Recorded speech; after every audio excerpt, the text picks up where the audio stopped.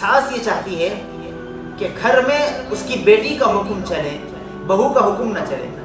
बहू की अगर कोई बात सामने आए और बेटी की कोई बात सामने आए तो सास ये चाहती है कि मैं अपनी बेटी की तायीद करूं और बहू की मुखालिफत करूं, और इसी मुखालफत की वजह से बहू सास से नाराज़ हो जाती है। तो सास की जिम्मेदारी ये होती है कि इस गलती की तरफ भी ध्यान दे कि वो सच का साथ दे, चाहे वो बेटी हो या बहू हो, न कि बेटी को तरजीह दे अपनी बहू पर। अगली गलती ये है कि सास घर में अपने वक़ार को बरकरार रखे। अक्सर सास ये करती है कि वो अपने आप को इतना गिरा देती है कि बसा औकात घर के दामाद या बहू उस सास से बात करना तो दूर, उसके सामने भी आना पसंद नहीं करते। बहू ये चाहती है कि मैं सास के करीब भी ना जाऊं, इसलिए कि मैं उसके सामने से भी गुजर जाऊं तो वो मुझे कुछ ताना दे देगी, कुछ बुरा कह देगी। तो अपनी इज्जत को, अपने वक़ार को बरकरार रखे। बहू ये ख्वाहिश करे कि मेरी सास मेरी माँ के दर्जे में है, मैं उसके साथ बैठूं, बातें करूं, उससे कुछ दिल लगी की गुफ्तगू करूं, कुछ वाक़यात वो मैं उनसे सुनूं और वो मुझे सुनाएं। तो सास अपने वक़ार को, अपने इज्जत को, अपने मर्तबे को बरकरार रखे अपनी बहू के साथ। ऐसी कोई नाज़ेबा हरकत न करे जिसकी वजह से वो अपनी बहू की नज़रों में गिर जाए। मुअज़्ज़ज़ नाज़रीन, एक बात ये अर्ज़ कर दूं कि ये जो सास के ताल्लुक़ से बातें अर्ज़ की जा रही है, इसमें बहू भी शामिल है और दामाद भी शामिल है।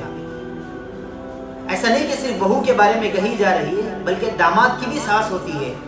तो ये बातें दामाद के ताल्लुक़ से भी, कि अपनी बहू का जैसा ख्याल रखना है, बहू के ताल्लुक़ से जो बातें बताई जा रही है वो दामाद पर भी ये बातें लागू होती हैं। अगली चीज़ ये है कि बहू को कुछ इख्तियारात दे दें कि वो किसी जगह पर बैठें, किसी जगह पर आराम करें, या कहीं जाने की इजाज़त अगर हो तो इजाज़त से वो इजाज़त लेकर जाएं, या कुछ अच्छे कपड़े पहनना चाहे तो पहने, या कोई चीज़ खरीदना चाहे तो खरीद सकें।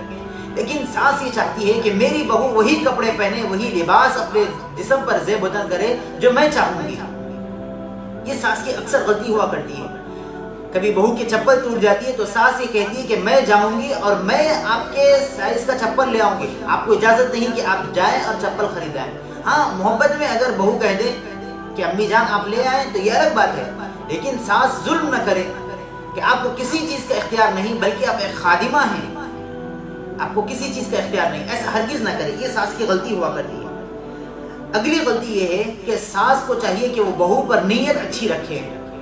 ये यहाँ क्यों बैठी, ऐसे कपड़े क्यों पहनी, फ़ोन पर किससे बातें कर रही है, ये क्या काम कर रही है, घर में कमरे में इतनी देर क्यों सो गई है, दरवाज़ा अंदर से लगा हुआ है तो ये क्या कर रही है, ये आज इसने ये खाना क्यों पकाया है।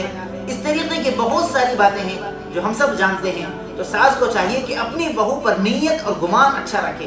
पहली बात तो मैंने अर्ज़ की थी कि गुमान के ताल्लुक़ से, और दूसरी बात भी यही है कि नीयत अच्छी रखे। अगली चीज़ ये है कि अपने बेटे को या अपनी बेटी को छोटा ना समझे। क्या मतलब है इसका? कि हम अपनी बेटी की शादी कर देते हैं, दामाद घर में तशरीफ़ लाते हैं, या फिर अपने बेटे की शादी करते हैं तो बहू घर में आती है, तो माँ ये चाहती है, यानी सास ये चाहती है कि ये तो मेरा छोटा बेटा है, जबकि उसकी शादी हो चुकी होती है, लेकिन मेरा छोटा बेटा है, मेरा बच्चा है, मेरा मासूम है, इससे कोई गुनाह सरज़द नहीं होता, इसने कोई गलती नहीं की होगी।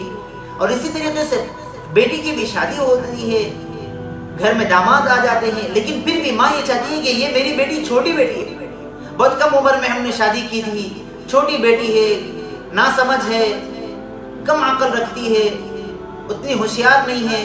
इस तरीके के अल्फाज अपने बेटे या फिर अपने बेटी के ससुराल में हरगिज़ न कहे कि ये मेरे छोटे हैं। छोटे उस वक्त होते हैं जो बिल्कुल नाबालिग होते हैं, ये तो बड़े हैं, साहिब समझदार हैं, जिनका निकाह हो चुका है, लेकिन फिर भी माँ की नज़र में वो छोटे ही होते हैं, जिसका नतीजा ये होता है कि मद्दे मुकाबिल में जो होते हैं वो ये कहते हैं कि आपका बेटा छोटा है तो हमारी बेटी भी छोटी है, हमारी बेटी से कोई गलती नहीं हुई, आपके बेटे से गलती हुई। तो सास की गलती ये होती है कि वो अपने बेटी या बेटे को छोटा ना समझे, बल्कि साहिब समझ समझे।